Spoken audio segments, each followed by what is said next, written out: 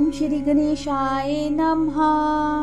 हर हर महादेव। श्री शिव के द्वारा गोकुल धाम में श्री विष्णु का गोपेश के पद पर अभिषेक तथा उनके प्रति प्रणाम का प्रसंग सुनाकर श्री राम का सती के मन का संदेह दूर करना, सती का शिव के द्वारा मानसिक त्याग। श्री राम बोले, देवी, प्राचीन काल में एक समय परम स्पष्टा भगवान शंभु ने अपने प्रतापर धाम में विश्वकर्मा को बुलाकर उनके द्वारा अपनी गौशाला में एक रमणीय भवन बनवाया जो बहुत ही विस्तृत था।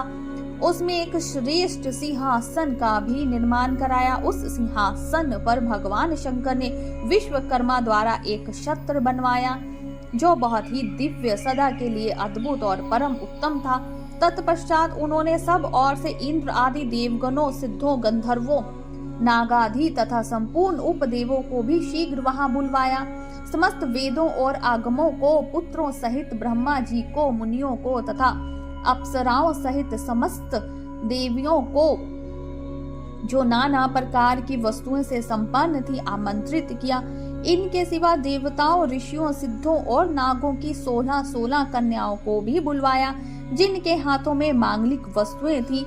मुने वीणा, मृदंग आदि नाना प्रकार के वाद्यों को बजवा कर सुंदर गीतों का महान उत्सव रचाया। संपूर्ण औषधियों के साथ राजाभिषेक के योग्य द्रव्य एकत्रित किए गए। प्रत्यक्ष तीर्थों के जलों से भरे हुए 5 कलश भी मंगवाए गए। इनके सिवा और भी बहुत सी दिव्य सामग्रियों को भगवान शंकर ने अपने प्रासादों द्वारा मंगवाया और वहां उच्च स्वर से वेद मंत्रों का घोष करवाया।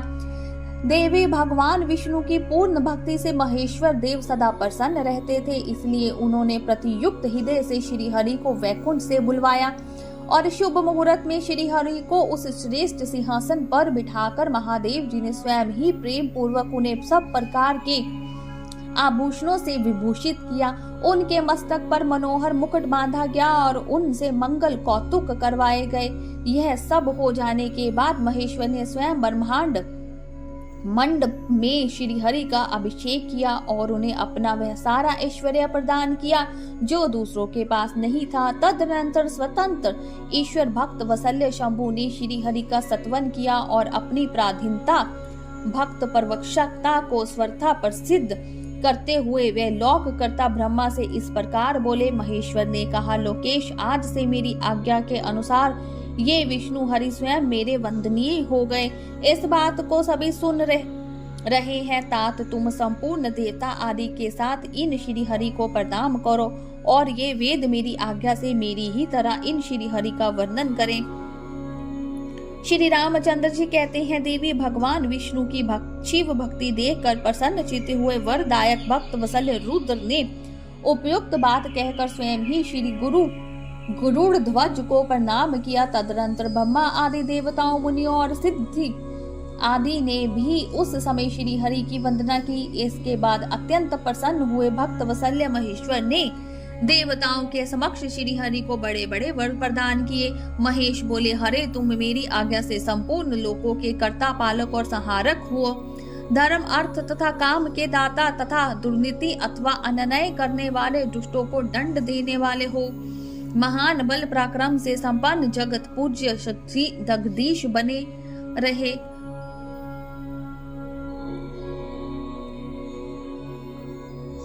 समरांगन में तुम कहीं भी जीते नहीं जा सकोगे। मुझसे भी तुम कभी पराजित नहीं होगे।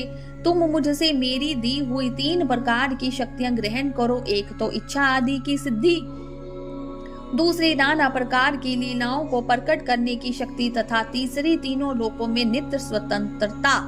हरे, जो तुमसे द्वेष करने वाले हैं वे निश्चय ही मेरे द्वारा प्रतन पूर्वक दंडनीय होंगे। विष्णु, मैं तुम्हारे भक्तों को उत्तम मोक्ष प्रदान करूंगा। तुम इस माया को भी ग्रहण करो जिसका निवारण करना देवता आदि के लिए भी कठिन है तथा जिससे मोहित होने पर यह विश्व जड़ रूप हो जाएगा। हरे, तुम मेरी बाईं भुजा हो, विधाता दाहिनी भुजा है। तुम इन विधाता के भी उपादक और पालक हो। ये मेरे हृदय रूप जो रुद्र है वही मैं हूँ, इसमें संशय नहीं है। वह रुद्र तुम्हारा और ब्रह्मा आदि देवताओं का भी निश्चय ही पूज्य है तुम यहाँ रहकर विशेष रूप से संपूर्ण जगत का पालन करो। नाना प्रकार की लीलाएं करने वाले विभिन्न अवतारों द्वारा सदा सबकी रक्षा करते हो। मेरे चिन्मय धाम में तुम्हारा जो यह परम वैभवशाली और अत्यंत उज्जवल स्थान है, वह गोकुल नाम से व्याख्यात होगा। हरे भूतल पर जो तुम्हारे अवतार होंगे, वे सब के रक्षक और मेरे भक्त होंगे। मैं उनका अवश्य दर्शन करूंगा, वे मेरे वर से सदा प्रसन्न रहेंगे। श्री रामचंद्र जी कहते हैं, देवी इस प्रकार श्री हरि को अपना अखंड ऐश्वर्य सौंप कर उमा वल्लभ भगवान हर स्वयं कैलाश पर्वत पर रहते हुए अपने पार्षदों के साथ स्वच्छंद क्रीड़ा करते हैं। तभी से भगवान लक्ष्मीपति वहां गोप वेश धारण करके आए और गोप गोपियों तथा गौओं के अधिपति होकर बड़ी प्रसन्नता के साथ रहने लगे। वे श्री विष्णु प्रसन्न चित्त हो समस्त जगत की रक्षा करने लगे। वे शिव की आज्ञा से नाना प्रकार के अवतार ग्रहण करके जगत का पालन करते हैं। इस समय वे श्री हरि भगवान शंकर की आज्ञा से 4 भाइयों के रूप में अवतरण हुए। उन 4 भाइयों से सबसे बड़ा मैं राम हूँ, दूसरे भरत हैं, तीसरे लक्ष्मण हैं और चौथे भाई शत्रुघ्न हैं। देवी मैं पिता की आज्ञा से सीता और लक्ष्मण के साथ वन में आया था। यहाँ किसी निशाचर ने मेरी पत्नी सीता को हर लिया है और मैं विरही होकर भाई के साथ इस वन में अपनी प्रिया का अन्वेषण करता हूँ। जब आपका दर्शन प्राप्त हो गया तब स्वतः मेरे कुशल मंगल ही होगा। माँ सती, आपकी कृपा से ऐसा होने में कोई संदेह नहीं है। देवी निश्चय ही आपकी ओर से मुझे सीता की प्रतिवेशक वर प्राप्त होगा। आपके अनुग्रह से उस दुख देने वाले पापी राक्षस को मार कर मैं सीता को अवश्य प्राप्त करूंगा। आज मेरा महान सौभाग्य है जो आप दोनों ने मुझ पर कृपा की है। जिस पर आप दोनों दयालु हो जाएं, वह पुरुष धन्य और श्रेष्ठ है। इस प्रकार बहुत सी बातें कहकर कल्याणमयी सती देवी को प्रणाम करके रघुकुल शिरोमणि श्री राम उनकी आज्ञा से उस वन में विचरने लगे। पवित्र हृदय वाले श्री राम की यह बात सुनकर सती मन ही मन शिव भक्ति परायण रघुनाथ जी की प्रशंसा करती हुई बहुत प्रसन्न हुई, पर अपने कर्म को याद करके उनमें मन में बड़ा शोक हुआ। उनकी अंग कांति फीकी सी पड़ गई। वे उदास होकर शिव जी के पास लौटी। मार्ग में जाती हुई देवी सती बारंबार चिंता करने लगी कि मैंने भगवान शिव की बात नहीं मानी और श्री राम के प्रति कुत्सित बुद्धि कर ली। अब शंकर जी के पास जाकर उन्हें क्या उत्तर दूंगी। इस प्रकार बारंबार विचार करके उन्हें उस समय बड़ा पश्चाताप हुआ। शिव के समीप जाकर सती ने उन्हें मन ही मन प्रणाम किया। उनके मुख पर विषाद छा रहा था। वे शोक से व्याकुल और निस्तेज हो गई थी। सती को दुखी देख भगवान हर ने उनका कुशल समाचार पूछा और प्रेम पूर्वक कहा, तुमने किस प्रकार परीक्षा ली। उनकी ये बात सुनकर सती मस्तक झुकाए उनके पास खड़ी हो गई। उनका मन शोक और विषाद में डूबा हुआ था। भगवान महेश्वर ने ध्यान लगाकर सती का सारा चरित्र जान लिया और उन्हें मन से त्याग दिया। वेद धर्म का प्रतिपालन करने वाले परमेश्वर शिव ने अपनी पहले की हुई प्रतिज्ञा को नष्ट नहीं होने दिया। सती का मन से त्याग करके वे अपनी निवास भूत कैलाश पर्वत पर चले गए।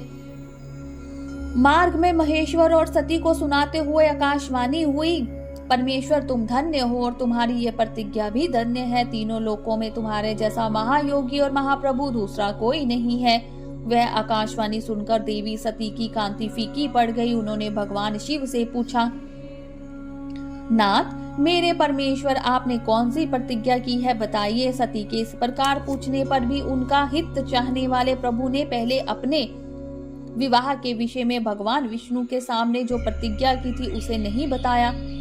मुने उस समय सती ने अपने प्राण वल्लभ पति भगवान शिव का ध्यान करके उस समस्त कारण को जान लिया जिससे उनके प्रियतम ने उन्हें त्याग दिया था। शंभु ने मेरा त्याग कर दिया।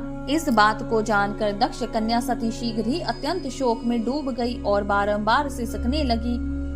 सती के मनोभाव को जानकर शिव ने उनके लिए जो प्रतिज्ञा की थी उसे गुप्त ही रखा और वे दूसरी बहुत सी कथाएं कहने लगे।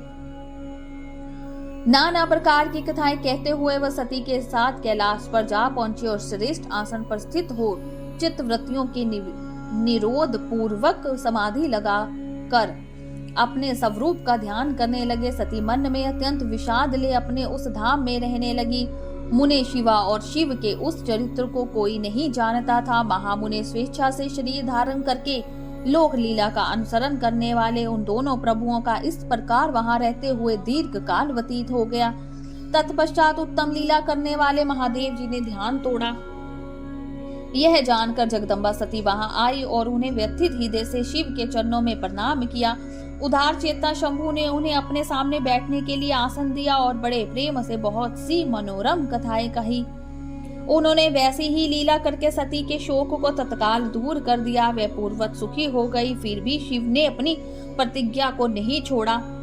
तात परमेश्वर शिव के विषय में ये कोई आश्चर्य की बात नहीं समझनी चाहिए। मुनि लोग शिवा और शिव की ऐसी ही कथा कहते हैं। कुछ मनुष्य उन दोनों में वियोग मानते हैं, परंतु उनमें वियोग कैसे संभव है? शिवा और शिव के चरित्र को वास्तविक रूप से कौन जानता है? वे दोनों सदा अपनी इच्छा से खेलते और भांति भांति की लीलाएं करते हैं। सती और शिव वाणी और अर्थ की भांति एक दूसरे से नित्य संयुक्त हैं। उन दोनों में वियोग होना असंभव है। उनकी इच्छा से ही उनमें लीला वियोग हो सकता है। बोलिए शंकर भगवान की जय। उमापति महादेव की जय। हर हर महादेव।